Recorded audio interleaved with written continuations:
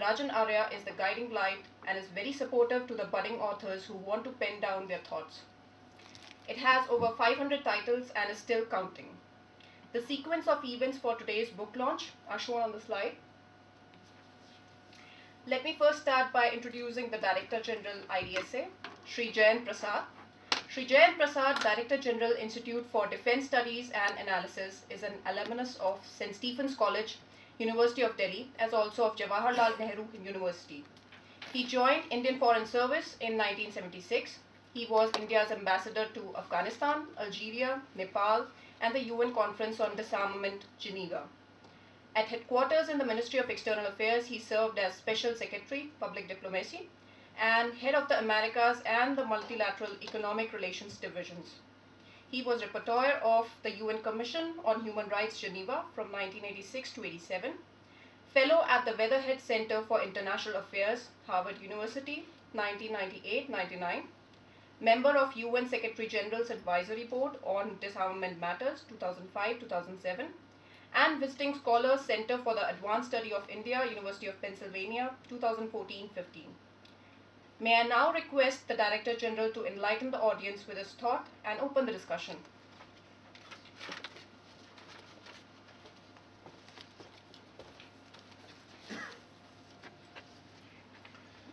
Good afternoon, ladies and gentlemen.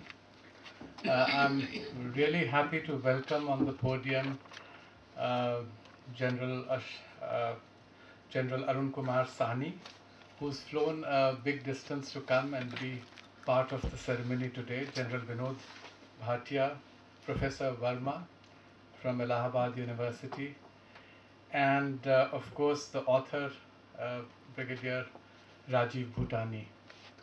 I think this is a remarkable function because it's for the first time that the IDSA is doing a book launch for someone who does not belong to IDSA.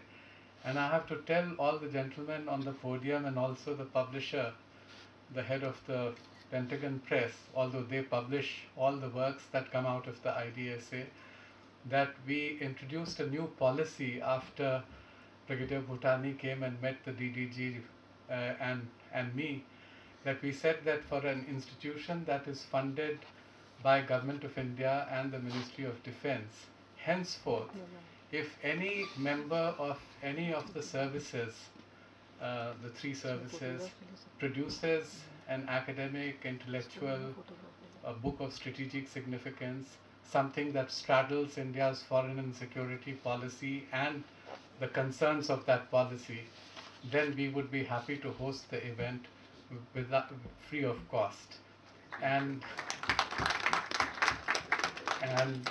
then we said that if we are doing this for our service colleagues, we should do something for public servants in general. So for them we have, of which I am a part, and for them we have made the concession that for them also our facilities will be open, but at a subsidized rate.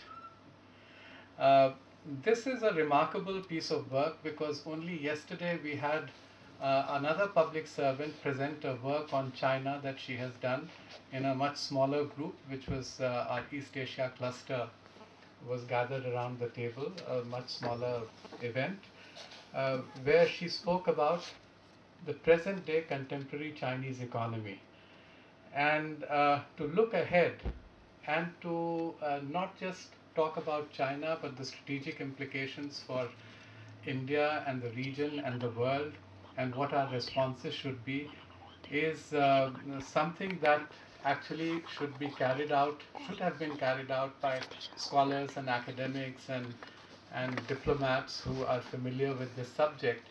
And I find it a great effort done by Brigadier Bhutani, and in a very competent way. I was looking at the source material that he has used. I've looked at the indices. He has even given in the appendix the components of what the Chinese call comprehensive national power, how that is derived, and a lot about what kind of projections he's making, the reasons why he's making them, and the kind of research questions that have been asked. And I suppose some of the credit is due also to his mentor and supervisor, Professor Verma, who should be equally proud of this publication. For 3 centuries, between 1500 and 1800, China was the absolute leading economy in the world, and in 1820 it represented 1/3 of global GDP. And then it went into 2.5 centuries of decline. And in the last 3.5 decades, China's relentless rise, inexorable rise, has many firsts to its credit. It is already the world's second largest economy. It is the world's largest manufacturer and exporter. And it has shown a growth of averaging 10% annually every year for the last 35 years. And to call it remarkable would be an understatement. You can say it is unique and unprecedented. The World Bank actually got into the act of regenerating China and to bring about this economic miracle. And the Chinese leadership of the time was very astute. They went to the World Bank, as recently an American author, Pillsbury, who is very familiar with China and has written a lot about China, and who has worked within the US system promoting China-US ties, but now has a slightly different take on what China's rise would imply for the United States in particular and the world in general. And he said that they went to the World Bank and asked how China could, a laggard country, a backward economy, how could it pull itself up and come to the front ranks among the nations in the world. And the World Bank devised a special plan for China, which the Chinese adopted, not wholesale, but in conformance with their internal political dynamic and their own national genius. And on the occasion of the 30th anniversary of that celebration, Bob Zoellick, who was then the president of the World Bank, he got into an engagement with the Chinese planning body, and they have now produced a book which has appeared miraculously at the same time as Brigadier Bhutani's work, which is called China 2030. And it is quite remarkable that there are many congruences between what the World Bank is saying and what Brigadier Bhutani is saying, although Brigadier Bhutani didn't have the benefit of this work because it was in process at the same time as he was working on his manuscript. So according to the World Bank and the Chinese institution, which have together produced this book, what has China done in the last 3.5 decades? Well, they have adapted China to inter-regional competition. They have integrated China with the world. The Chinese leadership have adjusted to evolving technologies, built world-class infrastructure, invested heavily in its people, something that we missed out on in terms of public education, public health, lifted the largest number of persons from a state of poverty in the shortest possible period of time, and the figure that is cited is 500 million people. And so there are valuable lessons for developing countries, including India, from this. And what are China's new goals? They are very straightforward and very simple. First is, I'm talking in terms of geoeconomics and not geostrategy. That's an area also that Brigadier Bhutani explores. First is becoming a high-income economy, and secondly, building a modern, harmonious, and creative society. So, what is going to happen in 2030? The average projections are that China would be snapping at the heels of the United States by then. Then US economy would be about 24 trillion, the Chinese would be about 22 trillion. India would be number 3, but by a long distance, with a GDP of 6.5 trillion, but it would have overtaken both Japan and Germany. Brazil at 4 trillion would be ahead of UK, France, Canada and Russia. And Indonesia at 2 trillion would be ahead of South Korea and Australia. So in 2030, the world is going to look a lot different from how it looks today. Just a matter of 15 years.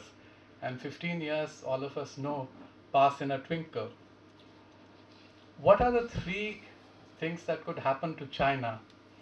One is the apocalyptic scenario, a wild card scenario, that China is entering a long winter leading to economic collapse. I think personally this is unlikely, but I'm not an economist, neither am I a futurologist. The second is a great reset, that whatever we have seen in the past 35 years is going to carry on, and there would be galloping growth going forward. This is also equally unlikely.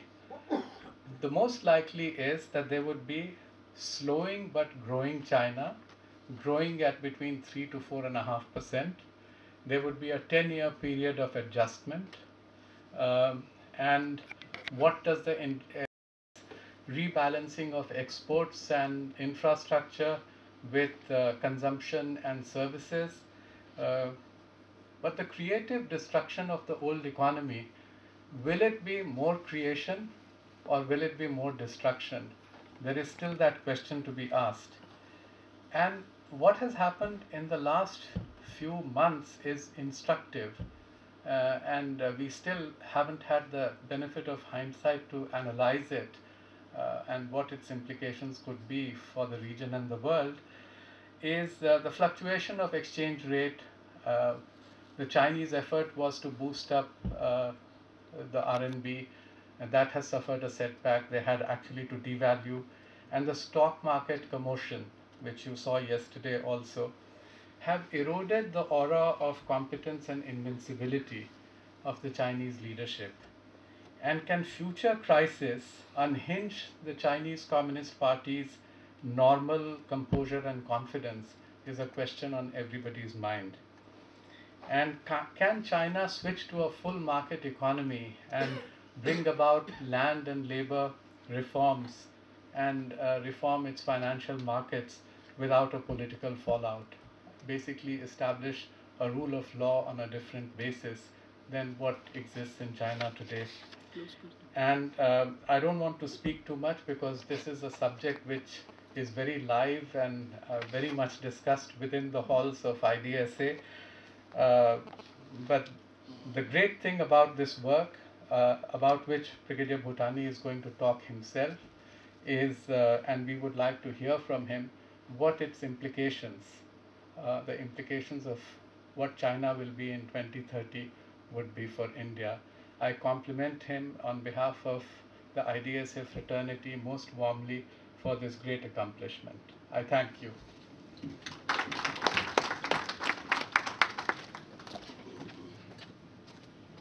Thank you, sir, for opening the session and for the thought-provoking speech. Now, I would like to introduce the author. Brigadier Rajiv Bhutani is an alumnus of Defence Services Staff College, DSSC, Wellington, Tamil Nadu, Army War College, Mahu, and Asia Pacific Center for Security Studies, Honolulu, Hawaii. At the DSSC, he was awarded the General Lentane Memorial Medal for his dissertation, India, Emerging Regional Power Prospects in 2020 AD. In his illustrious career of 34 years, he had held varied command and staff appointments in insurgency-affected Northeast and J&K, in the high-altitude border with China, and in the Military Operations Directorate at Army Headquarters. He commanded an infantry brigade on Indo-Pakistan border, and thereafter one of the largest sub-area of Indian Army, comprising of 124 districts from 3 states, before retiring from the Army.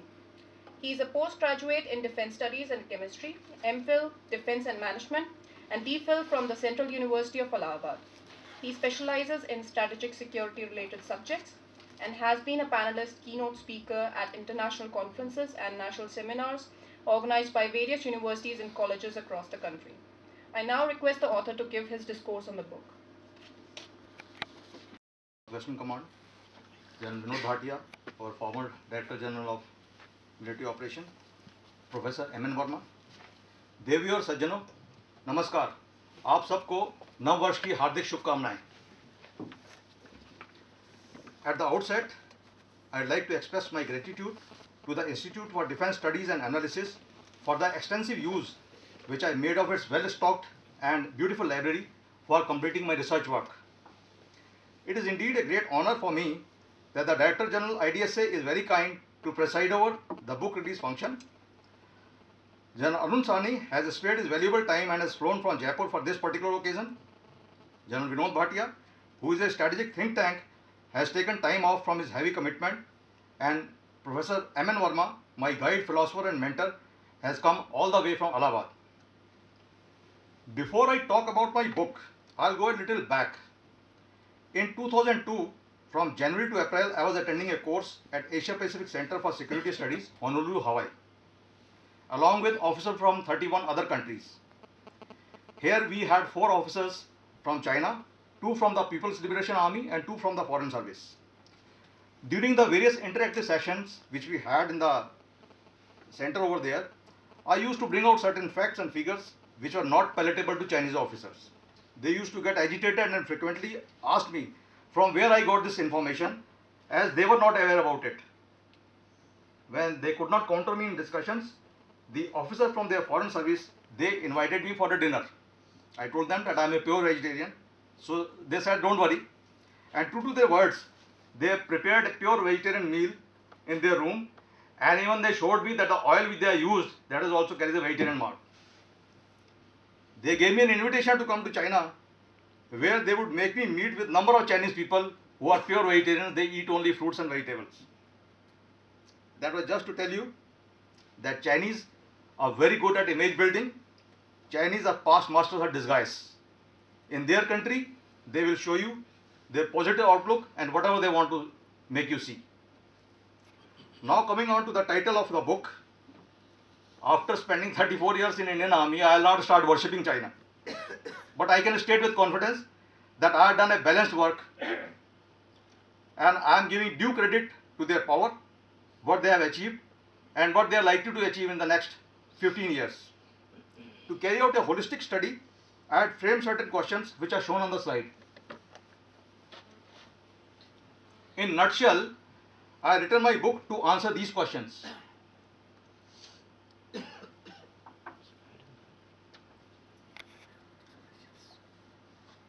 On the next slide, you will see the structure of the book.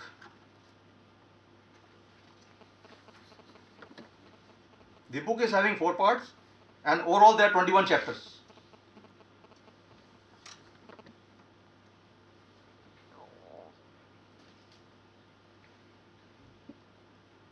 In my short talk, I will concentrate only on 4 aspects of national power, that is economic strength, military capability, nuclear weapons capability, and scientific and technological base, because these are the arenas where China is endeavoring to excel, and if it can outperform the United States in these fields in the near future, it will be able to dislodge the United States from its numero uno position. But how far in future, or whether China will succeed in its effort or not, this time will only tell. Now I will come on to economic strength first. Almost all the economic studies have predicted that China will overtake the United States as the world's largest economic power, though target dates vary from 2016 to 2040, because it depends whether calculating on the basis of purchasing power parity, PPP, or market exchange rate. However, all these predictions are extrapolations based on linear growth parameters, which does not take into account number of influencing factors. Further, many economists have believed for years that China's GDP figures are questionable, and China's growth had often been exaggerated. A latest and glaring example is the GDP figures of 2012, which you will see on slide. According to the National Bureau of Statistics, that is NBS of China, the total GDP of China for 2012 was 51.9 trillion yuan, and the total GDP figures of China's 31 provinces for 2001 added up to 57.6 trillion yuan. So you can see that they are giving the phantom 32nd province the annual GDP of 5.7 trillion yuan, which I have shown as the difference. There is another aspect.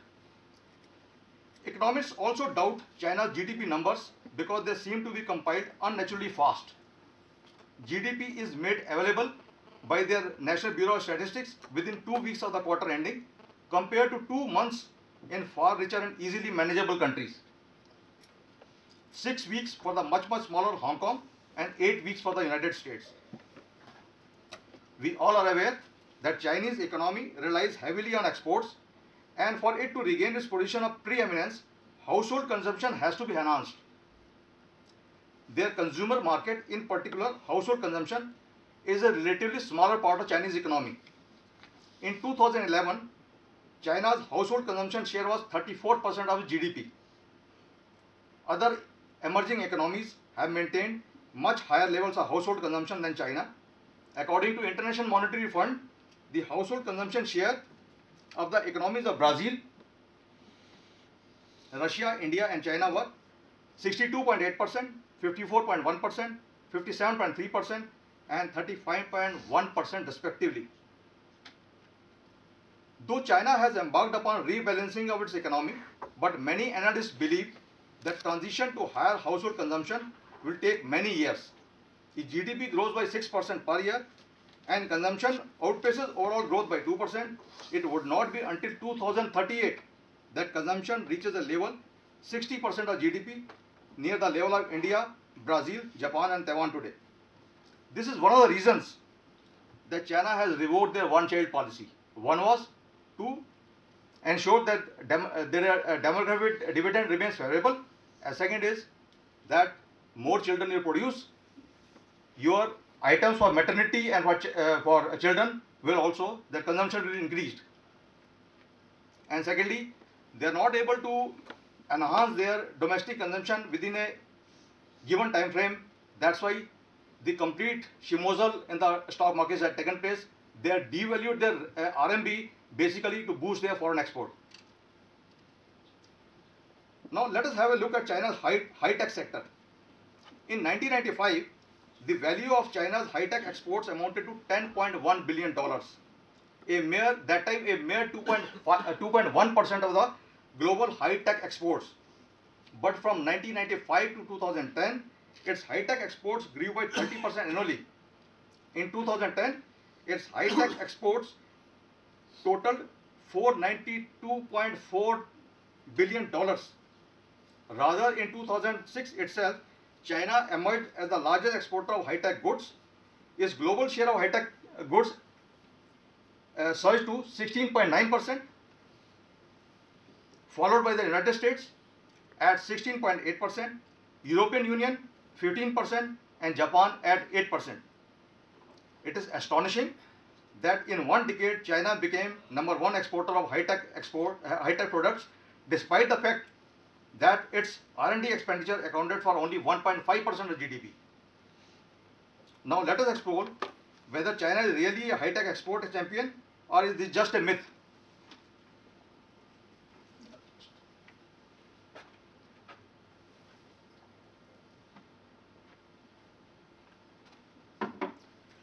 Global supply chains in information and communication technologies are distributed across countries, and China is positioned at the final stage of ICT production chain assembly, and current trade statistics ascribe the entire value of an assembled high-tech product to the country shipping the product abroad. Irrespective of whether China's contribution is in labor or technology, whether most of the key parts and components are imported or domestically produced, the entire value of the assembled high-tech product is credited to China.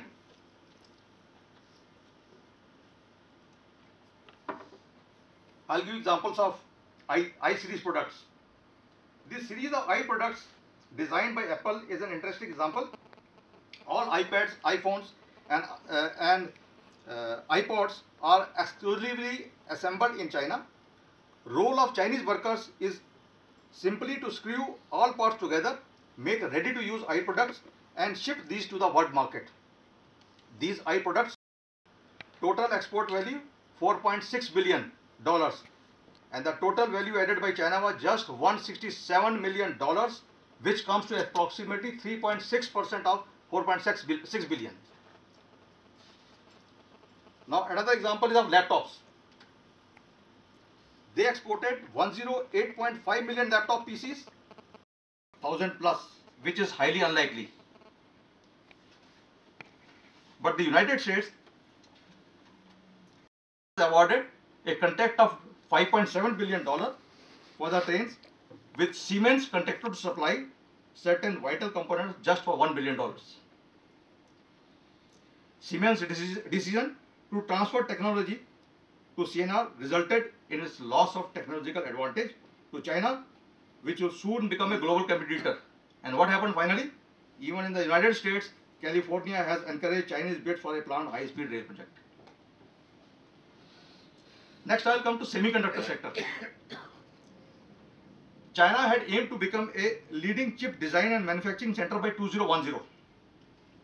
In the early 2000s, investors were convinced that China's integrated circuits, that is ICs industry, was poised to have a global impact, but that did not happen.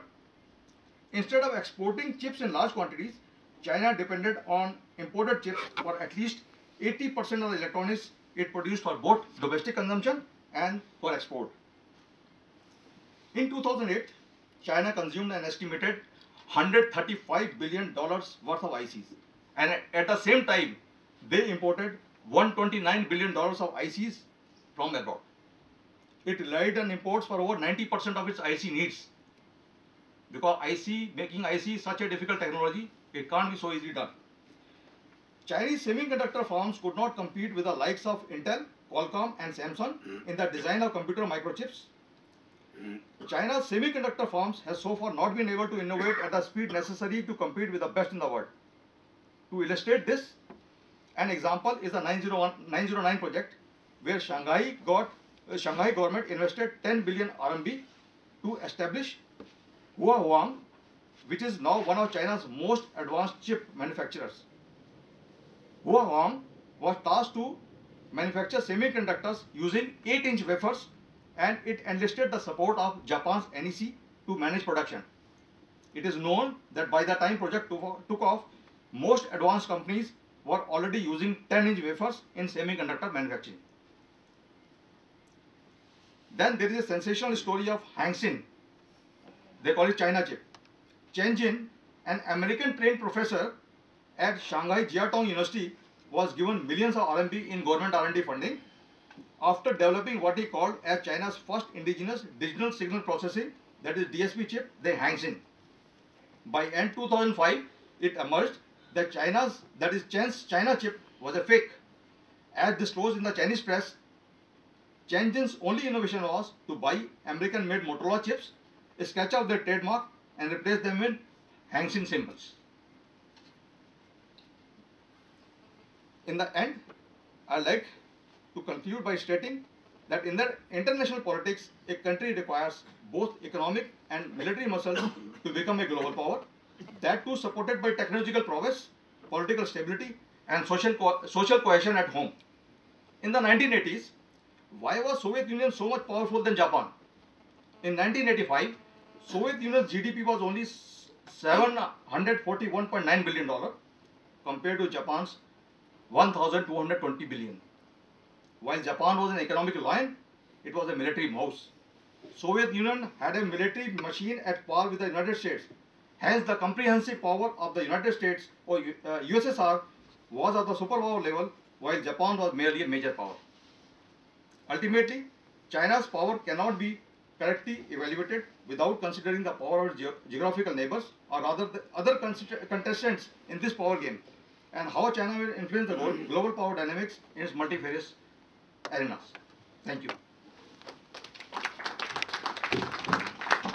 Another Muslim issue, the suppression of the human rights in Tibet, the Tibet problem, the demographic changes taking place in Tibet, the low economic growth which has been witnessed for the first time, the population imbalance leading to a low workforce for which China was famous, which was substantially due to China's one-child policy, the modernization program of the military, are some of the issues which has come under the scanner of the author. The data and the graphs are stupendous, and so are the other details which are brilliant. The book also encompasses various other aspects of China and the author has successfully analyzed and projected the dragon's past status by 203, the focal theme of this book. And its impact and implications on our country has again been covered. What will be our response to China's growing power potential has been analyzed, which of course the author has already author has commented on that. The book certainly reveals a new dimension to scholars and academicians on China. It gives you to the reader an inside view as to how China meticulously planned its modernization program in 1980, implemented it carefully and cautiously, and thereafter reaped the results to become a dazzling star on the international horizon in just 3.5 years, as has been mentioned by Mr. Prasad. To conclude, I would like to thank the organizers for inviting me at this function. It reminds me that I have attended a number of functions and lectures in this auditorium in the last over 2 decades, but had never imagined to be at the rostrum. Anyway, I would like to take this opportunity to congratulate Mr. Prasad for his new role at the IDSC. In fact, I would like to mention my first meeting with him, which took place in the war-torn country of Afghanistan, where he was our ambassador, and I visited the country as a member of the official delegation. There I realized what a steady worker he is, intellectual, and thinks a thing through, and it reflects in the book. And this book is a must-read for all defense personnel and strategic thinkers, especially because we know very little of China. Whatever little we know of China, it comes from the Western perspective, the American perspective, and very little from the Indian perspective. We're very comfortable with Pakistan. Pakistan is a comfort zone, but China is an adversary, is a major threat. Though we'd like a cooperative China, but yes, there are reasons for conflict out there, so we need to actually study China more and more. India and China, as you all know, share a 3,488 km long disputed border, with China laying claims to over 110,000 square kilometers of our territory. The Sino-Indian border is a peculiar set of contradictions. It is the longest disputed border in the world. It's also the most peaceful disputed border in the world. The last shot in anger was fired over 4 decades ago on 25th of October 1975, when General Banerjee was present out there. He is present here today also. There's a coincidence. And he was present there that day. And since then, a fragile peace exists. It's a fragile peace because there's no common understanding of the line of actual control, and hence I call it a fragile peace, which is always a potential driver for conflict. So the need to understand two Asian giants, two neighbors, two nuclear armed nations, home to 1/3 of humanity. So that is the scales we're talking of. I'm not talking of the economic sector. Economic things already been covered. Two growing economies, and the future lies in the Indo-China region. Hence, the study of China is extremely important. As most of us, we know about China from the American perspective, like I said, Brigadier Bhutani's relevance of the book is that he's given it an Indian flavor. And that is where we all need to read this and study this. China will remain a major adversary, whether we like it or not. Two things I would like to flag today to the audience. The first is a very major factor which is changing, is the China-Pakistan Economic Corridor. The China-Pakistan Economic Corridor, which passes through Kashmir, actually literally makes China a third party to the bilateral Kashmir issue between India and Pakistan. We also need to understand that China also occupies over 43,000 square kilometers of Kashmir, including the 5,175 square kilometers of Saksham Valley ceded by Pakistan to China. So when this corridor, which is pivotal to China's One Belt, One Road, and it's likely to get completed in the next 3 to 4 years if all goes well, China will be very sensitive, because this corridor gives China access to the Gwadar port, and it resolves the Malacca dilemma for China. So any perceived threat to this corridor makes China, will threaten China's vital interests, which can be done by perception or even by a mischievous Pakistan. So it is a very important factor, and that is why the need to read more and more about China and its strategic implications.